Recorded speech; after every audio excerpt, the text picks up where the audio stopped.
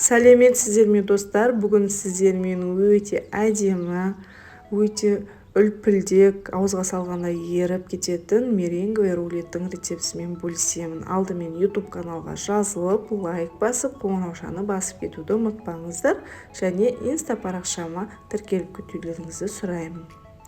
Алдымен жұмыртқаның салқын сары уызын құрғақ ыдысқа құйып алып, миксердің төменгі жылдамдығынан жоғарғы жылдамдыққа ауыстыра отырып, ақ көбік болғанша шайқаймыз. Сосын қантымызды аз-аздан қоса отырып, 15 минут араластырамыз. 15 минут араластырғанда біздің қантымыз ериді және аппақ тығыз масса болады. Және сірке суын қосамыз, кішкене араластырамыз. Бізде осылай өзінің формасын ұстайтын меренга дайын болады.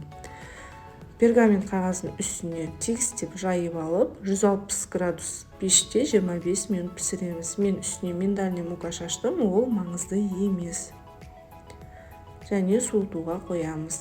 Кремін дайындаймыз. Сүзбелі ірімшік, қант ұнтағы, 33% кілегейімізді қосып араластырамыз. Бізде крем дайын. Суыған меренгамыздың үстіне пергамент қағазын төсеп, келесі бетіне аударамыз.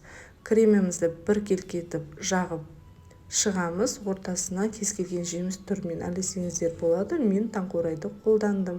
Және рулетімізді орап, екіге бөлеп, қалған кремдермен және жемістермен бетін әрлейміз. Міндетті түрде жасап көріңіздер. Сіздермен бірге болған Мадина Сапархан.